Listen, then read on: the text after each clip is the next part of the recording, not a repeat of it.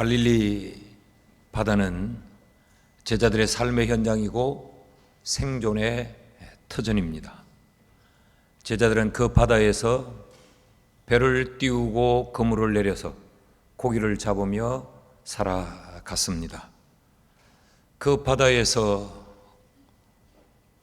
고기잡이를 하면서 들어는 풍랑도 만나고 들어는 밤을 새우기도 합니다. 어떤 때는 만선의 그런 기쁨을 누리기도 하지만 어떤 때는 텅 빈 배로 돌아오는 경우도 있습니다. 오늘 우리가 본문에서 만나는 이 제자들은 밤새도록 갈릴리 바다에서 그물질을 했지만 이들은 고기 한 마리 잡지 못해 수확이 없는 상태로 등장을 합니다. 빈 배, 빈 그물, 그리고 밤새도록 그물질을 하면서 지칠 대로 지쳐서 좌절 가운데 있는 제자들의 모습을 본문 초반부에서 볼 수 있게 됩니다. 3절 말씀을 같이 한번 읽으시죠. 시작. 시몬 베드로가 나는 물고기 잡으러 가노라 하니 그들이 우리도 함께 가겠다 하고 나가서 배에 올랐으나 그날 밤에 아무것도 잡지 못하였더니 얼마나 허탈하겠습니까? 또 얼마나 안타까운 그런 제자들의 모습입니까? 근데 본문은 이렇게 제자들의 허탈함과 안타까운 모습으로 시작했지만 그 나중은 좀 달라집니다. 뜻밖의 상황이 펼쳐지는데 9절 말씀을 같이 한번 읽습니다. 시작. 육지에 올라보니 숯불이 있는데 그 위에 생선이 놓였고 떡도 있더라. 주님이 준비하신 식탁입니다. 제자들이 밤새도록 갈릴리에서 그물질을 했는데 그 제자들을 위하여서 주님은 육지 한켠에 숯불을 피워두고 생선과 떡을 굽고 계셨습니다. 그리고는 그 제자들을 향하여 주님은 이렇게 말씀하십니다. 12절 말씀을 보면 예수께서 이르시되 와서 조반을 먹으라 하시니 제자들이 주님이신 줄 아는 고로 당신이 누구냐 감히 묻는 자가 없더라. 밤새도록 그물질에 지쳐서 빈 그물을 가지고 있는 제자들을 향하여서 주님은 와서 조반을 먹으라 라고 말씀을 하셨습니다. 여기 이 조반이라고 하는 것은 간단히 허기를 때울 수 있는 식사를 말하지 않습니다. 이 조반, 아리스타오라고 하는 이 단어는 충분히 갖추어져 있는 최상의 만찬을 의미합니다.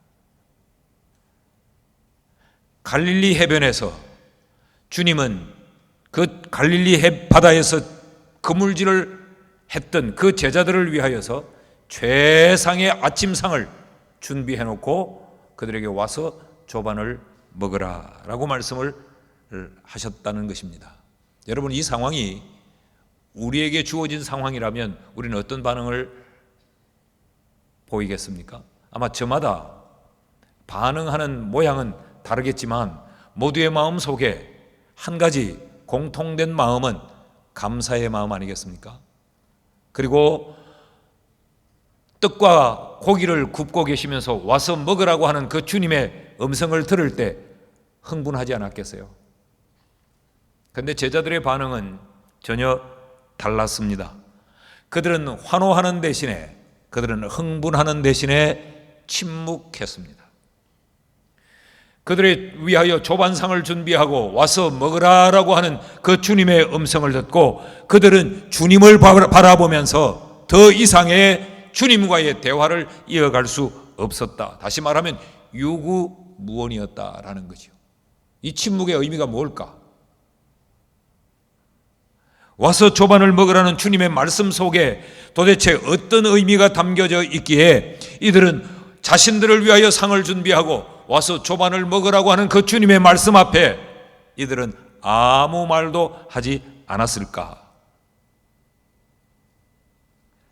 주님이 와서 조반을 먹으라고 하는 이 주님의 초대에 이들은 무언가 깨닫고 무언가 느낀 것이 있었습니다. 그들이 무엇을 깨달았을까? 그 깨달음의 내용이 오늘 감사주의를 맞는 우리에게 감사의 조건이 될 수 있다고 믿습니다. 그게 뭐냐? 그 첫째는 그들의 허물을 덮어주시는 주님을 그들은 보게 된 겁니다. 제자들을 식탁으로 초대하시는 그 현장이 갈릴리 해변이라고 했습니다. 왜 제자들은 그곳에서 고기를 잡고 있었는가? 우리는 여기에 대한 관심으로부터 오늘 본문의 내용을 좀 살펴봐야 합니다. 예수님께서 제자들과 함께 3년 동안 공생의 삶을 사시지요. 주님께서 잡히시기 전날 밤에 제자들에게 자신의 죽음과 부활을 예고하십니다.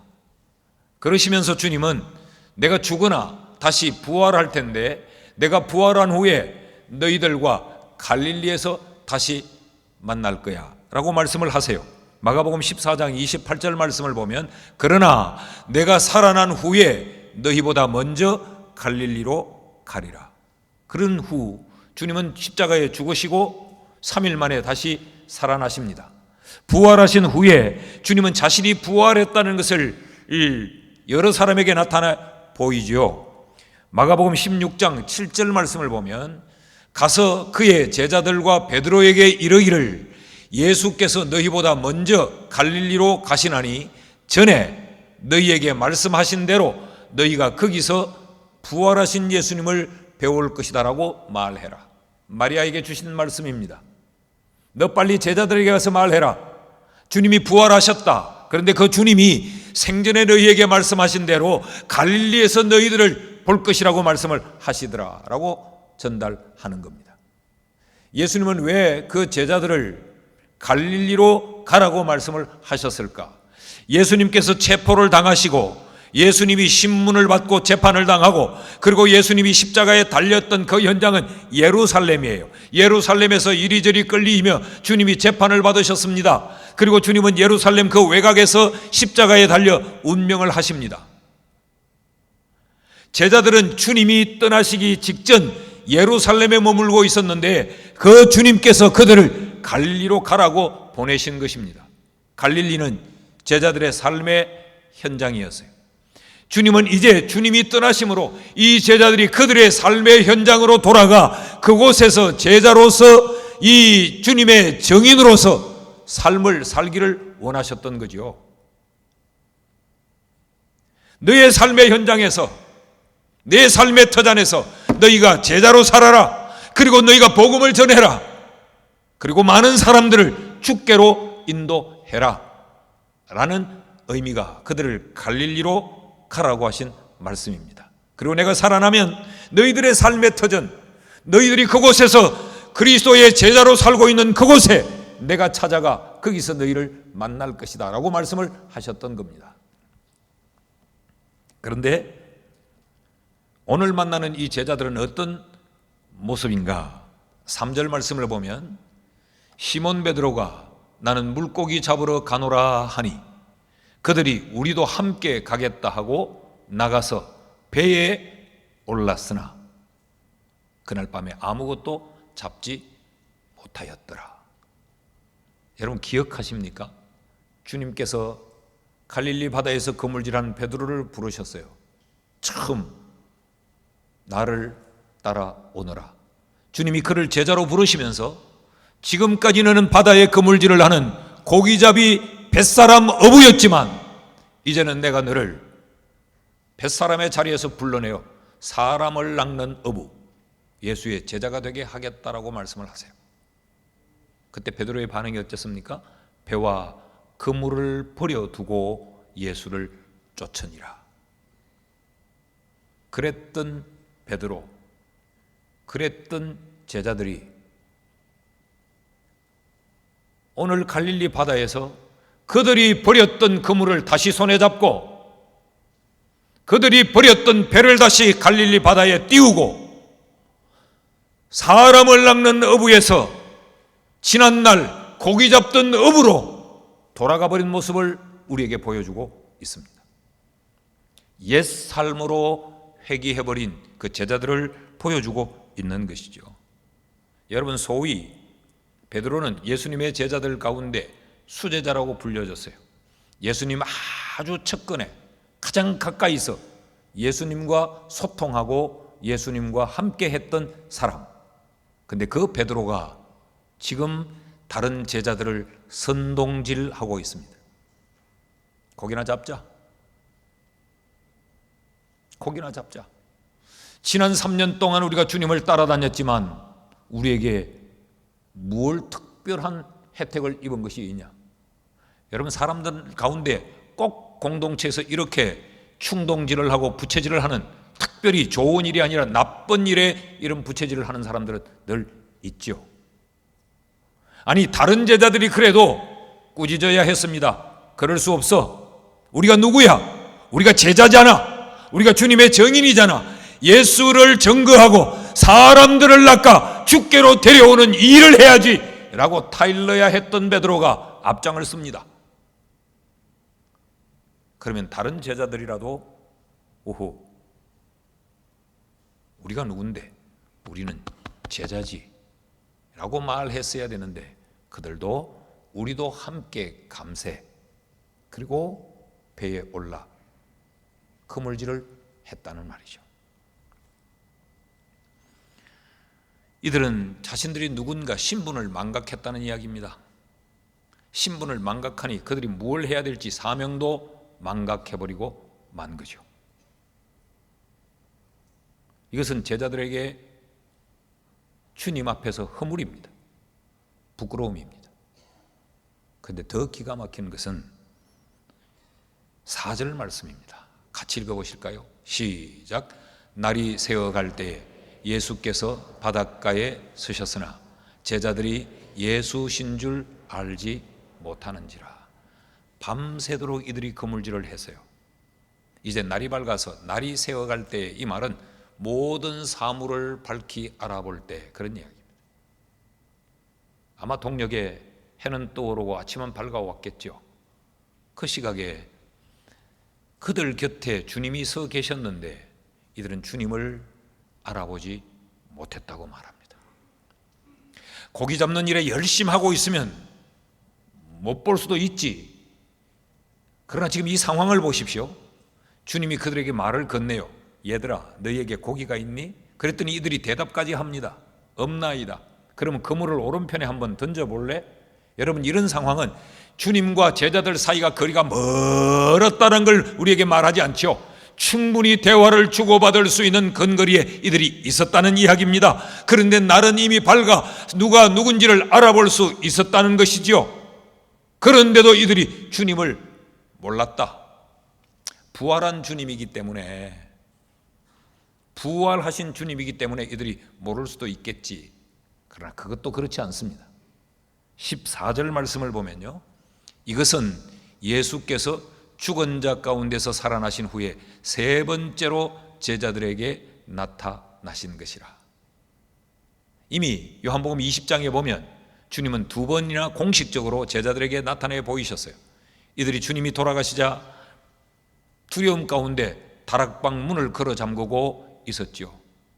그런데 주님이 부활하신 주님이기에 시간과 공간의 제약을 받지 않는 분이라 문을 다 걸어 잠궜음에도 불구하고 그곳에 주님이 오셨습니다. 그리고 그들과 대화를 나눕니다. 평안하라. 두려워하지 마라. 그러니까 좁은 공간에서 얼굴과 얼굴을 마주하고 대면해서 이들은 부활하신 주님을 봤습니다. 함께 대화를 나누었습니다. 교제했습니다. 근데 그곳에 의심 많은 도마가 없었어요. 도마가 왔을 때 이들은 말했겠죠. 우리가 주님을 만났다. 야, 주님이 부활하셨더라. 도마는 이 정신없는 사람들아, 죽은 자가 어떻게 다시 살아난다는 말이냐. 난 내 눈으로 보기 전까지는 믿을 수 없다. 주님은 8회를 지나서, 다시 말하면 한 일주일 후에 주님은 이 퍼스널 트레이닝을 위해서, 개인 레슨을 위해서 주님은 다시 찾아주셨어요. 그때는 의심하는 도마가 있었습니다. 도마야, 내 손에 못자국 난 걸 한번 봐. 그리고 내 옆구리에 창자국 난 것을 봐라. 네가 손으로 만져보고 좀 믿어라. 토마가 주여 내가 믿습니다. 자, 그러니까 이 제자들은 공식적으로 두 번이나 주님과 부활의 주님과 얼굴을 마주하고 손에 못자국 난 그 주님을 봤고 옆구리에 창자국 난 그 주님을 봤어요. 주님은 이 땅에 부활하신 후에 40일 후 승천하셨어요. 1년에 한 번씩 나타내 보여준 것이 아니에요. 그래서 긴가민가 그 얼굴이 가물가물한 게 아니에요. 처음 보고 8회를 지나 한 주일 지나 또 보고, 그럼 이제 짧은 시간 내에 이들은 연속적으로 부활의 주님을 지금 3번째 보고 있는 것입니다. 그럼에도 이들이 부활하신 주님을 알아보지 못했다.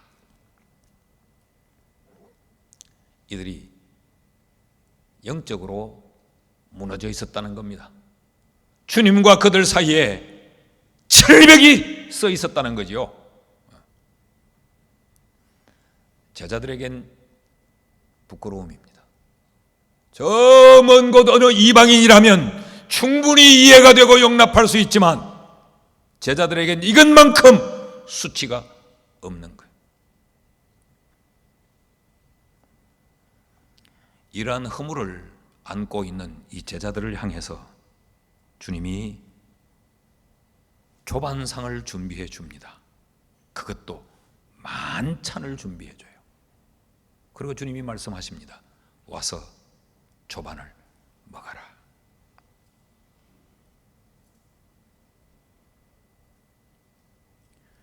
제자들의 그 부끄러움과 그 허물을 주님은 들추어내지 않았습니다.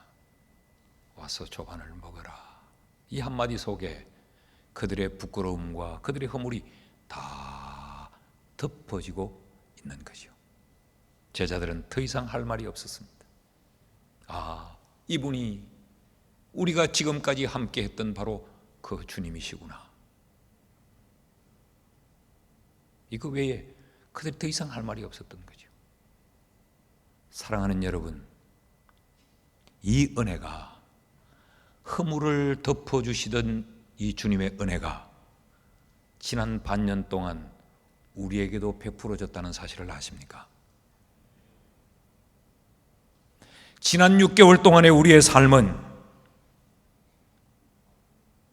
부끄러움과 허물투성입니다. 돌아보십시오. 성도임에도 불구하고 성도답게 살지 못한 우리의 허물이 있습니다. 우리의 생각과 우리의 말과 우리의 행동과 우리의 모든 활동에서 우리는 신분을 망각하고 살아왔고, 우리가 해야 될 일이 뭔지 우리의 사명을 망각하고 살아왔고, 입으로는 믿음을 말하고 입으로는 하나님의 영광을 말하면서도 우리는 하나님과의 교제가 철저하게 단절된 채 주의 뜻이 뭔지, 주님이 내게 무슨 말씀을 하는지, 주님이 내게 뭘 원하는지, 아니 우리가 주님이 무엇을 원하는지 묻지도 않았고 주님이 내게 뭐라고 말씀하실 것인지 주님을 향해서 아뢰어보지도 못한 채 지난 6개월을 그냥 살아오지 않았습니까? 그러면서도 늘 성도라고 말하고, 그러면서도 우리는 교회의 직분을 덜먹거리고, 돌아보면 제자들에게 있었던 이 부끄러움과 이 허물이 우리의 부끄러움과 우리의 허물입니다. 자, 그럼에도 불구하고 하나님은 아침마다 와서 조반을 먹어라. 아침마다 와서 조반을 먹어라. 그렇게 먹이시고 그렇게 먹이시면서 우리의 허물을 덮어 우리를 오늘 여기 데려다 놓으셨습니다.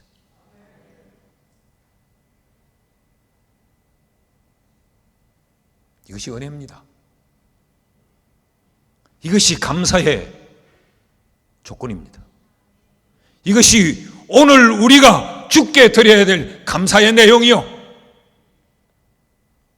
우리의 허물을 덮으시는 주의 은혜가 없었다면 어찌 제가 이 자리에 설 수 있고 여러분이 거기 앉아 하나님을 아버지로 부르며 예배할 수 있습니까? 눈속임이 있었고 거짓이 있었고 주님을 향한 배반이 있었는데도 우리가 그 주의 이름을 찬양할 수 있는 것은 하나님이 우리의 허물을 덮으시면서 와서 먹어라, 와서 초반을 먹어라.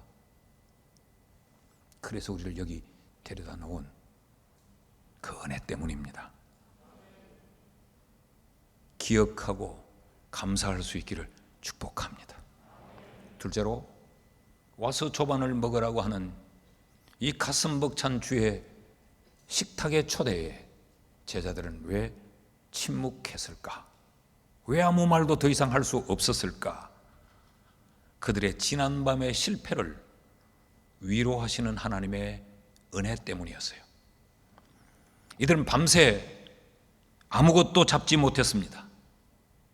신분을 망각하면서까지 빠져들었는데도 아무것도 잡지를 못했어요.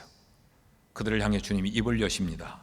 5절 말씀을 보면 예수께서 이르시되 얘들아 너희에게 고기가 있느냐? 대답하되 없나이다. 두 개의 단어를 좀 주목해서 보십시다. 얘들아라고 부르셨어요.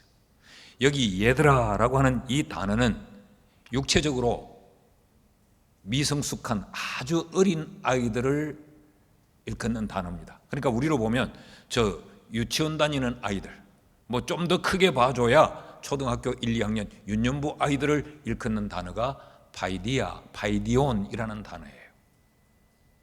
근데 지금 제자들은 어떤 사람들입니까? 이들은 장년입니다. 갈릴리 바다에 배를 띄우고 몰아붙이는 그 거센 풍랑과 맞서 싸울 수 있는 성인들이에요. 이들은 지난밤에도 밤을 꼴딱 새우면서 갈릴리 바다에서 그물질을 했던 사람들입니다. 그들을 향해서 주님이 얘들아 라고 말씀을 하세요. 이 성인에게 이 혹격으로 사용된 것은 단 한 번도 없어요. 지금 무슨 이야기입니까? 이 철부지들아, 그런 이야기입니다. 이 철부지들아. 그리고 그들에게 고기가 있느냐라고 물었어요.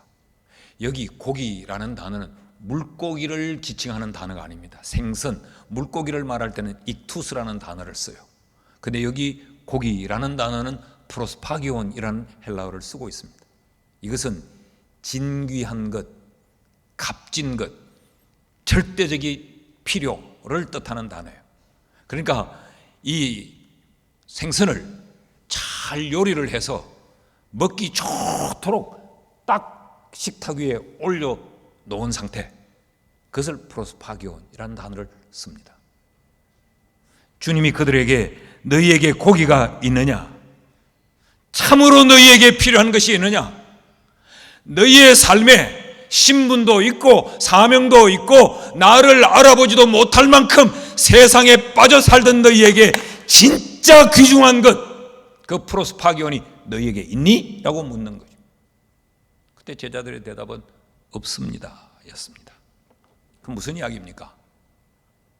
지난밤은 실패였다라는 이야기입니다. 지난밤 그들이 애쓰고 수고했던 것, 노력은 했지만 헛것이었다, 그런 이야기. 제자들은 세 가지 면에서 실패했습니다. 그 첫째는 육신적인 욕망에서 실패했습니다. 이들은 오직 고기 잡는 데 혈안이 되어 있었는데 고기도 한 마리 못 잡았어요. 그러니까 육신적으로 이런 자신들이 성취하려고 했던 것도 이루지 못했어요. 그런가 하면 이들은 그리스도의 제자로서 성숙함에 있어서도 이들은 실패했습니다. 주님이 보실 때 그들은 철부지하기 그지 없는 것이에요. 여러분, 나이가 먹고 시간이 가면 다 성숙하는 게 아니에요. 육체는 성숙해도 정신이 성숙하지 못할 수 있죠. 어른과 노인의 차이를 아십니까? 노인은 그냥 나이만 들어간 사람, 그래서 늘 자식들에게 징징대는 사람, 늘 자식들에게 피해를 끼치는 사람, 이 노인이요. 근데 어른은 뭐예요? 자식들을 품어 안고 이해하고 사랑을 쏟아붓고, 그게 어른이죠. 지금 이들은 노인이요. 제자로서의 성숙되지 못한 모습을 보여주는 거예요. 실패입니다. 그런가 하면 이들은 주님도 알아보지 못할 만큼 영적인 면에서 신앙생활에서도 실패했습니다. 자, 이런 제자들을 향하여서 주님이 만찬을 차려놓으시고 와서 조반을 먹어라 라고 말씀해요. 이 말씀은 그들의 실패를 들추어내는 것이 아니고 그들을 위로하는 겁니다. 실패했지만, 헛수고를 했지만, 얻은 것이 없었지만 와서 먹어라, 와서 먹자. 그런데 이 주님의 위로는 이들을 단순히 그저 괜찮다, 괜찮다, 괜찮다 위로하는 것으로 끝나는 게 아니고 이들을 다시 회복시켜서 제자의 자리에 세우려는 데 있습니다. 15절 말씀을 보십시오. 그들이 조반 먹은 후에 예수께서 시몬 베드로에게 이르시되 요한의 아들 시몬아, 네가 이 사람들보다 나를 더 사랑하느냐 하시니. 주님은 그들에게 조반을 먹이고 그들의 실패를 위로하고 격려하심과 동시에 다시 제자의 자리에 주님은 그들을 세우려고 하십니다. 이 주님을 마주대하는 그 순간 그들은 아무 말을 할 수가 없었던 거죠. 오늘 15절부터 그 이하의 말씀은 오늘 저녁에 설교합니다. 저녁에 안 나오는 사람은 반쪽짜리 설교밖에 못 듣는 거예요. 예. 여러분, 우리가 이 은혜를 입고 살았습니다. 지난 반년을. 얼마나 많이 우리가 실패했습니까?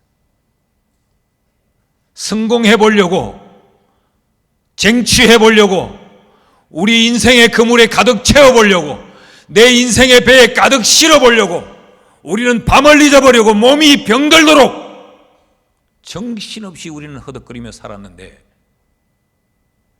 우리는 빈 배, 빈 그물, 빈손입니다.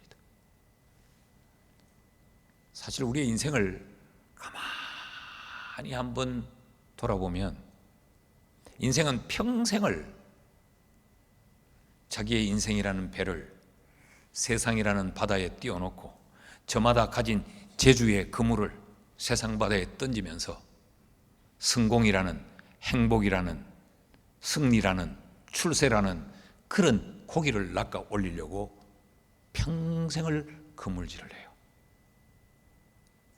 그러다가 인생 늙음하게 손에 얻은 것은 하나도 없고 그 세상 바다에 띄웠던 이 인생이라는 배는 낡아서 허물어져 병들고, 그래도 하나 믿고 살 수 있을 것이라고 붙들고 세상 바다에 그렇게 수없이 던져댔던 내 재주라는 그물도 헤어지고 구멍이 숭숭 뚫리고, 큰 늙음하게는 빈손, 빈 배, 빈 그물, 그것마저도 구멍이 헤어지고 낡고 삐거덕거리고 더 이상 바다로 밀고 나갈 수 없는 지경이 되어버리는 것, 그게 인생 아닙니까? 그래서 고 김한란 여사는 찬송의 가사를 이렇게 썼어요. 캄캄한 밤 사나운 바람 부을 때 만경창파 망망한 바다에 외로운 배 한 척이 떠나가니 아 위태하구나 위태하구나. 그랬어요. 인생이란 게 이 세상이란 망망한 바다에 떠 있는 조그마한 배와 같다. 이게 간들간들 바람이 치면 언제 그 바람에 삼키워질까? 그런데도 이 인생이라는 배를 바다에 띄우지 않을 수가 없으니까 그렇게 살아가는데 이게 그렇게 가련하고 위태롭다는 거예요.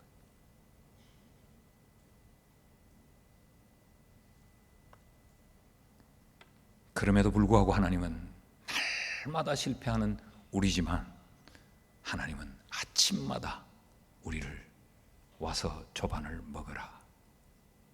아침마다 우리를 새로움의 자리로, 살아갈 수 있는 자리로 주님이 우리를 불러주셨기에 우리는 오늘 여기 있습니다. 믿으십니까? 깨달아지십니까? 감사해야 되지 않을까요?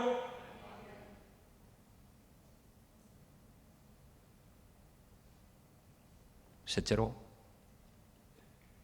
와서 조반을 먹으라 라는 이 주님의 말씀 속에 제자들이 무엇을 보느냐? 자신들의 필요를 채우시는 그 은혜를 봅니다. 지금 제자들은 밤을 새웠습니다. 밤새도록 그물질을 한 거죠. 그런데 지금 얻은 것이 없어요. 헛수고였습니다. 실패했습니다. 헛짓한 겁니다.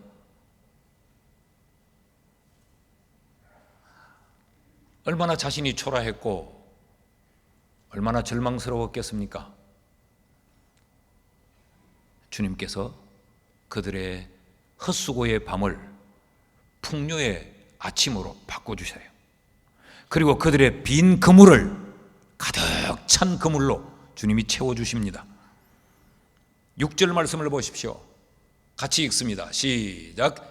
이르시되 그물을 배 오른편에 던지라. 그리하면 잡으리라 하시니 이에 던졌더니 물고기가 많아 그물을 들 수 없더라.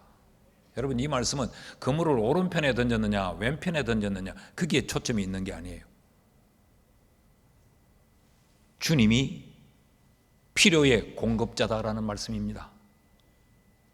이들이 밤새도록 그물질을 했는데 계속 그물을 배 왼편에만 던졌겠어요? 왼편도 던져보고 오른편도 던져보고 동서남북 온 갈릴리 바다를 다 뒤지지 않았겠습니까? 갈릴리 바다는 우리가 생각하는 것처럼 큰 바다가 아닙니다. 이 끝에서 저 끝이 보이는 바다예요. 그래서 어떤 학자들은 바람결을 잘 타면 이 끝에서 저 끝까지 사람의 육성으로 큰 소리를 지르면 들릴 수 있을지도 모른다고 하는데 제가 가보니까 그런 거리는 넘어섰어요. 이 편에서 저 편까지 배를 타고 가는데 그렇게 시간이 많이 걸리지 않습니다. 그래서 성지순례를 가면 꼭 우리가 그런 어떤 이 추억을 가지기 위해서 갈릴리 바다에서 배를 띄우고 뭐 설명하는 분이 그렇게 말을 해요. 옛날 베드로가 탄 배가 이 정도 되지 않았겠나. 그런 규모의 배를 띄우고 이제 그 선상 성찬식을 행합니다. 거기서 떡을 떼고 거기서 이제 잔을 나누고 해요. 좀 은혜가 되지요. 그럴 때 꼭 인솔 한 분이 그렇게 말을 합니다. 목사님, 성찬식 빨리 진행해야 됩니다. 천천히 꾸물거리면 떡만 먹고 잔은 못 마십니다. 무슨 이야기인지 아시겠죠? 그러니까 여기서 이렇게 가다 보면 그렇게 거리가 그렇게 길지 않다는 이야기죠. 저희 교인들도 몇 차례 가면서 우리 늘 성찬식을 행하잖아요. 우리가 뭐 하자고 안 해도 벌써 거기서 준비를 다 그렇게 해둬요. 그런데 마지막으로 이스라엘에 갔을 때 또 제게 이야기합니다. 목사님, 빨리 진행을 하셔야 됩니다. 제가 몇 번의 경험도 있고 그러니까 걱정하지 마시오. 내가 이기 전문이요. 내가 밥 먹고 하는 게 이거요. 걱정하지 마라고. 그랬더니 아이고 알겠습니다. 근데 그날 제가 좀 흥분했던가 봐요. 자칫하면 떡만 먹고 잔은 못 마실 뻔했어요. 근데 이 배를 운전하는 분이 얼마나 지혜로운지 그냥 가다가 보니까 아직 진행 중이라 한 바퀴 더 빙글 돌아가지고 다 마시고 내렸어요. 그게 무슨 이야기인가 하면 갈릴리 바다는 그렇게 크지 않다는 이야기입니다. 그런데 주님이 제자들에게 고기가 없다고 하니까 배 오른편에 그물을 내려라 그랬더니 그물을 들 수 없도록 고기가 잡혔더라는 거죠. 제자들은 이렇게 생각했습니다. 그들의 필요는 그들이 밤을 새워 채워야 된다고 생각했어요. 근데 주님은 너희의 필요는 내가 공급한다.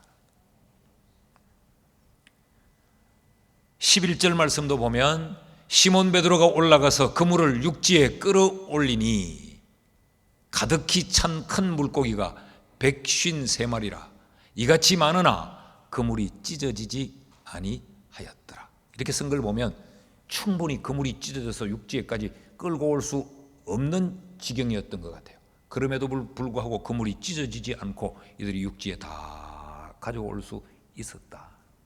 하나님이 이렇게 책임을 지시고 그들의 필요를 채워주셨다는 이야기입니다.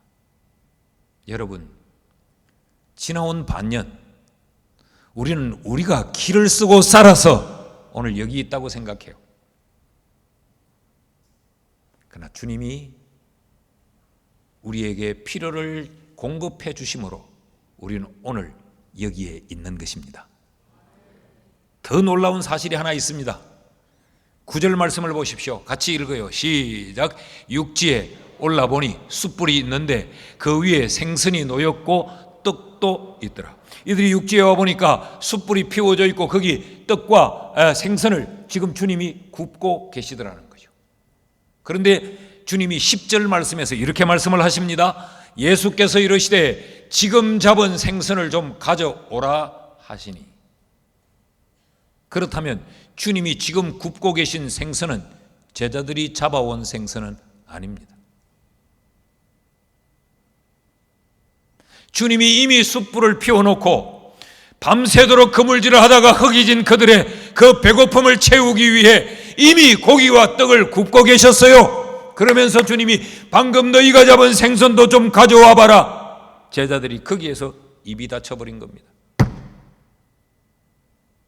우리의 필요는 주님이 준비하고 계시는,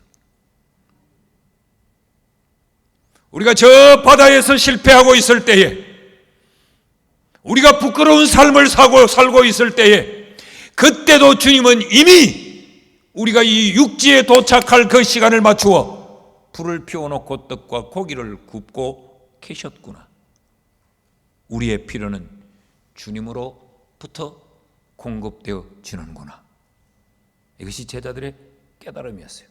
주님이 준비한 그 아침 만찬상으로 주님이 그들을 불러 모으십니다. 와서 먹자. 내가 너희들을 위해 준비해뒀다. 너희들이 얼마나 허기질까. 육지에 도착하면 너희들이 가장 먼저 배고픔을 채워야 할 것을 알기에 내가 떡을 구웠다. 내가 생선을 구웠다. 이 숯불로 와. 몸을 녹이고 떡과 고기를 먹자.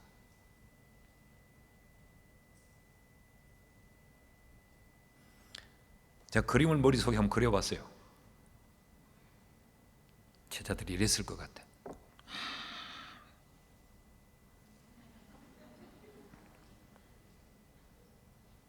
옆에 놈은 어떡하나 싶고 이러 보고 뭐라 이랬을 것 같아요.